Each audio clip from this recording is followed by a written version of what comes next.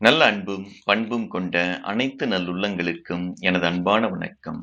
இன்னைக்கு நாம 2024ஆம் ஆண்டு தமிழ் புத்தாண்டு பலன்கள் உங்க ராசியான மிதுன ராசிக்கு எப்படி இருக்குங்கிறத பார்க்கலாம். பொதுவா தமிழ் புத்தாண்டுகள்னு நம்ம எடுத்துக்கிட்டோம்னா மொத்தம் 60 ஆண்டுகள் இருக்குது. ஒவ்வொரு ஆண்டுகளுக்கும் ஒவ்வொரு பெயர்கள் உண்டு. ஒவ்வொரு ஆண்டுகளுக்கும் ஒவ்வொரு பலன்களும் உண்டு. அந்த விதத்துல இந்த ஆண்டுக்குரிய பெயர் என்னன்னு பார்த்தீங்கன்னா, குரோதி வருடம்.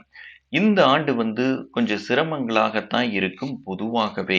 அப்படிங்கிறது தான் இந்த வருடத்துக்கு உண்டான பலன்கள். சரி, உங்க ராசியான மிதுன ராசிக்கு இந்த குரோதி வருடம் எப்படி இருக்குங்கிறத பார்க்கலாம். இந்த குரோதி வருடம் பிறக்கும்போது கிரக நிலைகள் பார்த்தீங்கன்னா இந்த நிலையில தான் இருக்கும். அதாவது ஆண்டுக்கோள்கள் குரு, ராகு, கேது, சனி இந்த நிலையில தான் இருக்குது. உங்க ராசிக்கு 4, 10ல ராகு, கேதுக்கள், 11ஆம் வீட்டுல குரு, 9ல சனி. இந்த நிலையில இருக்கும்போது தான் இந்த வருடமானது பிறக்குது. இந்த வருடம் பிறந்த 2 வாரத்துல குரு பயிற்சி ஆகுது. குரு மேச ராசியிலிருந்து ரிஷப ராசிக்கு பயிற்சி ஆகுது. இது உங்களுக்கு சாதகமான ஒரு அமைப்புகளையும் குரு பகவான் தருவாரு. சரி, முதல்ல நம்ம ராகு கேது என்ன செய்யும் உங்க ராசிக்குங்கிறத பார்ப்போம். 10ஆம் வீட்டுல இருக்கக்கூடிய ராகு பகவான் தொழில்ல நல்ல ஒரு முன்னேற்றத்தை தரும். அது கம்ப்யூட்டர், எலக்ட்ரிக்கலி, எலக்ட்ரானிக் சார்ந்த தொழில்கள் நல்லாவே டெவலப் ஆகக்கூடிய ஒரு அமைப்பு தான். ஏன்னா 10ல ஒரு பாம்பாவது பாவியாவது இருக்கணும்னு சொல்லுவாங்க. உங்களுக்கு 10ஆம் வீட்ல ராகு நிக்கிறது நல்ல ஒரு அமைப்பு தான். தொழில் ரீதியா நல்ல டெவலப் ஆகக்கூடிய ஒரு அமைப்பு. அதே மாரி வேலை ரீதியாகவும் நல்ல முன்னேறி போகக்கூடிய ஒரு அமைப்புகள இந்த ராகு பகவான் 10ஆம் வீட்ல இருந்து செய்யும். சரி, 4ஆம் வீட்ல இருக்கக்கூடிய கேது பகவான் என்ன செய்யும்னா, படிக்கிற வயசுல இருக்கிறவங்களுக்கு நல்லா படிப்புல ஆர்வங்கள் இருக்கும். நல்ல விதமாக படிப்பாங்க. படிப்புல நல்ல ஒரு முன்னேற்றம் இருக்கக்கூடிய ஒரு காலகட்டமாகவும் இருக்கும். அதே மாரி வீடு, வண்டி, வாகனங்கள் இது எல்லாமே உங்களுக்கு சாதகமான ஒரு சூழல்களை ஏற்படுத்தி தரும். ஆக கேதுவும் சரி, ராகுவும் சரி மிதுன ராசிக்காரங்களுக்கு ரொம்பவுமே சாதகமாக இருக்குது. சரி, சனி பகவான் எப்படி இருக்குதுன்னா 9ஆம் வீட்ல நிக்குது. பாக்கிய சனி. அதனால நல்ல பாக்கியத்த அனுபவிக்கக்கூடிய ஒரு அமைப்புகள இந்த சனி பகவான் உங்களுக்கு தருவாரு.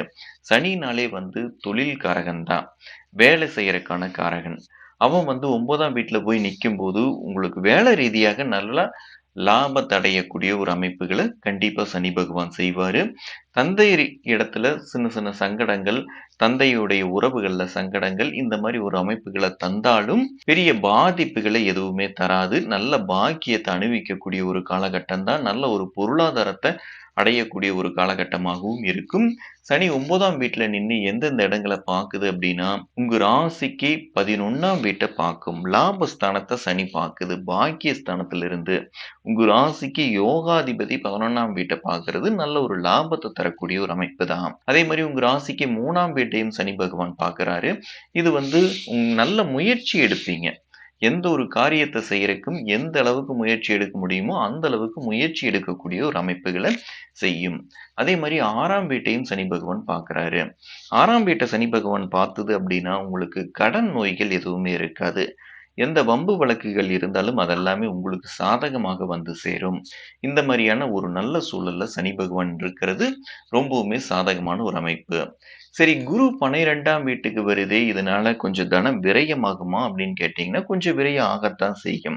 ஆனா நல்லதுக்காக விரயமாகும். ஒரு திருமணத்துக்காக, ஒரு வண்டி வாகனங்கள் வாங்குறதுக்காக சுப விரயங்கள் ஏற்படக்கூடிய ஒரு அமைப்புகள இந்த குரு பகவான் செய்வாரு.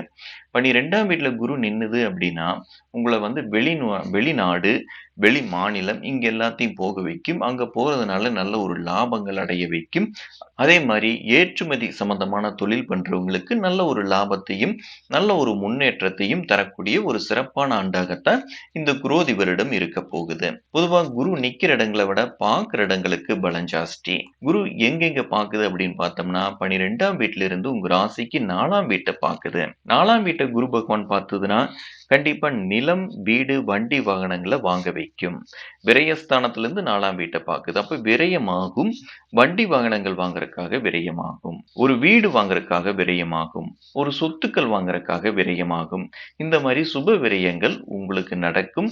சொத்துக்கள் சேரும். இந்த மாரியான ஒரு நல்ல காலகட்டம் தான் இந்த குரோதி வருடம் மிதுன ராசிக்காரங்களுக்கு. சரி, உங்க ராசிக்கு 6ஆம் வீட்டையும் குரு பகவான் பார்க்கிறாரு.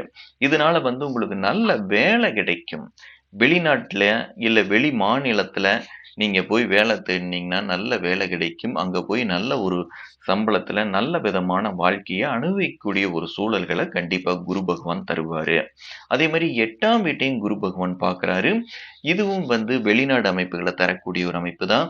பொதுவா 6, 8ஆம் இடங்கள சுபகிரகங்கள் பார்த்தது அப்டின்னா, எதிர்பாராத தனவரவு, அடுத்தவங்களுடைய காசு கைக்கு சேரது, பங்குச் சந்தையில லாபம், இந்த மாரி ஒரு அமைப்புகள் எல்லாமே தரும். ஆக கண்டிப்பா மிதுன ராசிக்காரங்களுக்கு எதிர்பாராத தனவரவுகள தரக்கூடிய ஒரு யோக காலகட்டம் தான் நாம சொல்லணும் இந்த குரோதி வருடம். ஆக ராகு கேதுவும் பார்த்தோம்னா உங்களுக்கு ரொம்பவுமே சாதகமாக இருக்குது 4, 10ஆம் இடங்கள்ல. அதே மாரி சனியும் பாக்கியஸ்தானத்தில் நின்னு நல்ல பாக்கியத்த தரக்கூடிய ஒரு அமைப்புகள்ல தான் இருக்குது. குரு 12ஆம் வீட்ல போய் நிக்கிறதுனால நெறைய செலவுகள் ஆகும். அந்த செலவுகள் எல்லாமே உங்களுக்கு ஒரு அசட்டாக மாறி உங்களுக்கு சொத்துக்கள் அதிகமாகக்கூடிய ஒரு நல்ல அமைப்புல தான் குரு பகவான் இருக்கிறாரு. இந்த சனி, ராகு, கேதுக்கள் மோசமான சூழல்கள்ல இருந்தா தண்ட செலவுகள் ஆகும். ஆனா இதெல்லாமே சாதகமான நிலையில இருக்கிறதுனால, உங்களுக்கு சுப செலவுகள் தான் ஆகும். அதுவும் எதிர்பாராத விதத்துல தனத்த குடுத்து, அந்த சுப விரயத்தை ஏற்படுத்தக்கூடிய ஒரு யோக காலகட்டமாகவே இந்த வருடம் இருக்க போகுதுங்கிறதுல சந்தேகமே வேண்டியதில்ல. உங்க ஜாதக ரீதியாக தசாபுக்திகள் நல்லா இருந்ததுன்னா, இந்த குரோதி வருடம் ரொம்ப ரொம்ப நல்லா இருக்கும். நீங்க உங்க ஜாதக ரீதியான பலன்கள் தெரிஞ்சுக்கணும்னு நினைச்சீங்கன்னா, கீழ இருக்கிற வாட்ஸ்அப் நம்பருக்கு ஃபோன் பண்ணி, ஃபோன் மூலியமாகவே உங்க ஜாதக பலன்கள நீங்க தெரிஞ்சுக்கலாம். இதுக்கு உங்களுடைய பிறந்த தேதி, பிறந்த நேரம், பிறந்த இடம் இத நீங்க சரியாக சொன்னால் போதுமானது. இதற்கு கட்டணமும் உண்டு. இந்த வீடியோ உங்களுக்கு புடிச்சிருந்துச்சுன்னா லைக் பண்ணுங்க. பிளானட் டாக்கீஸ் சேனல சப்ஸ்கிரைப் பண்ணுங்க. மறக்காம பெல் ஐகானையும் கிளிக் பண்ணிருங்க. மறுபடியும் நம்ம அடுத்த வீடியோல சந்திப்போம். நன்றி, வணக்கம்.